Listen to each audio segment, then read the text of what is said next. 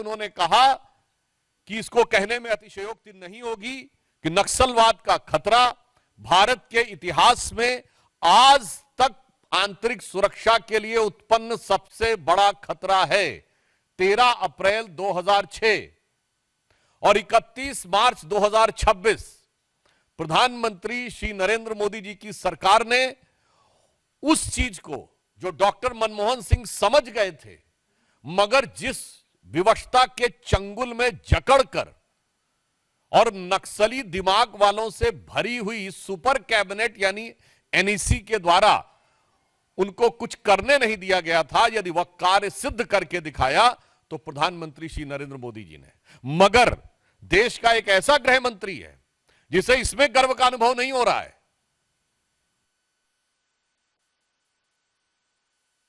दिमागी नक्सली हैं, तो मैं कांग्रेस से पूछना चाहता हूं कि डॉक्टर मनमोहन सिंह सही हैं या आज के आपके स्वघोषित दिमागी नक्सली चिदंबरम साहब।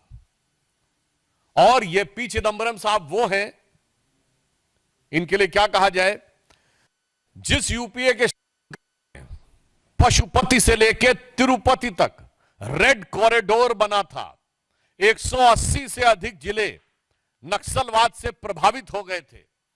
दंतेवाड़ा में 2010 में सीआरपीएफ के इतने बड़ी संख्या में 75-76 जवान शहीद हुए और उसके बाद राजधानी के एक नामी गिरामी विश्वविद्यालय में खुशियां मनाई गई। यह होता है दिमागी नक्सली। और इतने बड़े विषय के बाद चिदंबरम साहब के शासनकाल में 5000 से अधिक निर्दोष नागरिकों की मौत हुई। 1913 सुरक्षा बलों के जवान नक्सली अभियानों में शहीद हुए। 180 जिले नक्सल प्रभावित हो गए। 92% से अधिक हथियार जो नक्सलियों के पास थे वो पुलिस के द्वारा, पुलिस के हथियार थे जो लूटे गए थे। और याद करिए 2009 में उस समय प्रमुख नक्सली नेता किशन जी ने कहा था 2030 तक दिल्ली पे हमारा कब्जा होगा, मगर आज वो 180 नक्सल प्रभावी जिले शून्य पर आ गए हैं। मगर उसके बाद भी उन 180 जिलों में भारत में सामंजस्य दिखता था और यहां पर समस्या दिख रही है। मैं ध्यान दिलाना चाहता हूं कि वो दंतेवाड़ा और वो झीरम घाटी जहां पर खून की नदियां बहती थीं, चिदंबरम साहब और कांग्रेस पार्टी, राहुल गांधी जी आंख खोलकर देखिए और कान खोलकर सुनिए, तब आपको वह देश अच्छा लगता था। और आज गृह मंत्री अमित शाह जी के कार्यकाल में यह परिस्थिति बनी है कि बस्तर में लगातार 2 साल ओलंपिक हुए हैं।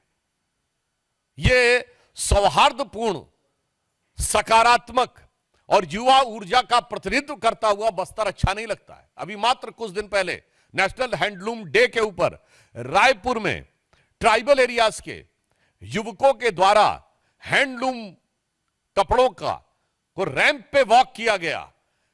ये ट्राइबल युवा का यानी ट्राइबल जेनजी का रचनात्मक प्रदर्शन अच्छा नहीं लगता था, और वो अच्छा लगता था। यह है दिमागी नक्सल जो इन लोगों के दिमाग में बैठा हुआ है। और इतना ही नहीं, इस समय 1800 से अधिक बैंक की ब्रांचें खुलना उस क्षेत्र में, 1200 से अधिक एटीएम खुलना, 6000 से अधिक मोबाइल के टावर लगना ताकि राष्ट्र की मुख्य धारा के साथ वो विकसित हो जाएं, 22 लाख लोगों को आयुष्मान भारत कार्ड उपलब्ध हो जाना ताकि वह युवा अपनी ऊर्जा का सही दिशा में प्रयोग कर सके। यह दृश्य जिसको खराब लगता है वो वास्तविकता में दिमागी नक्सल है। इसलिए मैं कांग्रेस पार्टी से और चिदंबरम साहब से यह भी पूछना चाहता हूं कि आप वही है ना जिसने वित्त मंत्री के रूप में कहा था कि भारत में तो डिजिटल ट्रांजैक्शन हो ही नहीं सकता, और सदन के पटल पे बोला था। और आज भारत डिजिटल ट्रांजैक्शन में नंबर 1 का देश है। जिसकी सोच ऐसी है वो है दिमागी नक्सल। और मैं यह भी कहना चाहता हूं, वो लोग जो कहते हैं कि संसद से समाधान नहीं निकलेगा, सड़क से समाधान निकलेगा, वो है दिमागी नक्सल। जो ये कहते हैं कि संसद में रेजिस्टेंस से चीजें तय होंगी, वो है दिमागी नक्सल। और ये यूपीए सरकार की super cabinet national advisory council के सदस्य रह चुके हैं। इसलिए हम यह भी बताना चाहते हैं कि वो कालखंड जब इस देश में इतनी विपरीत परिस्थितियां थीं और आज एक सकारात्मक वातावरण बना है ट्राइबल एरियाज में, वह जिसको सही नजर नहीं आ रहा है वो वास्तविक अर्थों में दिमागी नक्सल है। और मैं यह भी बताना चाहता हूं कि एक दौर में जब भारत में इतने जिले प्रभावित थे, वो तो अपनी जगह की बात है, उससे बड़ी बात यह है कि भारत के तमाम विश्वविद्यालयों में बैठकर उनको नैतिक और बौद्धिक समर्थन दिया जाता था। वो लोग वास्तविक अर्थों में दिमागी नक्सल हैं, जिन्हें गांधीयंस में गन नजर आती हैं, जिनको नक्सली, जिनको गांधीयंस विद गन कहते हैं। यानी कहां महात्मा गांधी जो अहिंसा के प्रतीक, और कहां माओवादी जो कहते power comes from the barrel of gun, जो नक्सलियों को गांधीयंस विद गन कहे और उन नक्सलियों को अपनी भारत जोड़ो यात्रा में साथ में रखे। उन राहुल गांधी से पूछना चाहता हूं, यह है वास्तविकता में दिमागी नक्सल। और इसीलिए हम यह भी कहना चाहते हैं कि चिदंबरम साहब हो या कांग्रेस पार्टी, ये वही लोग हैं जिनको एक विशेष प्रकार की चीज में अलग लगाव नजर आता है और दूसरे प्रकार की चीज में दुराव नजर आता है। मैं उदाहरण के लिए बोलना चाहता हूं, प्रधानमंत्री श्री नरेंद्र मोदी जी ने इन्वायरमेंट के लिए काम करने वाले उन लोगों को सम्मानित किया है, जैसे कर्नाटक की रानी गौड़ा, जिन्होंने 1 लाख से अधिक वृक्ष लगाए।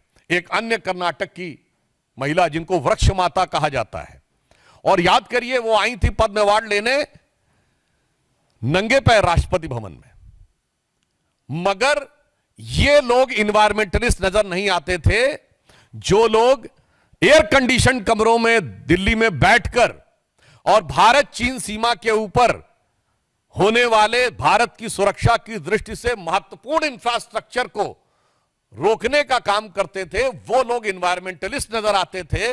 और जो ये कहता था, जो सरकार ये कहती थी कि हमारी तो दशकों से स्थापित नीति है कि होना ही नहीं चाहिए सीमा के ऊपर इंफ्रास्ट्रक्चर, वो है दिमागी नक्सल। इसलिए हम ये कहना चाहेंगे कि संयोग देखिए कि माननीय प्रधानमंत्री जी ने स्वतंत्रता दिवस पे बोला था, और आज नागपंचमी आते आते ये जितना दिमागों में जहर था वो सब पूरे दिमाग से उजागर होकर उन्होंने खुद स्वीकार कर लिया कि हम क्या हैं। तो मैं सिर्फ अंत में यह कहना चाहूंगा कि माननीय प्रधानमंत्री जी ने जो संकेत दिया है यह बहुत सहज और स्वाभाविक है। इसके लिए किसी को दिमाग पे जोर लगाने की जरूरत नहीं है।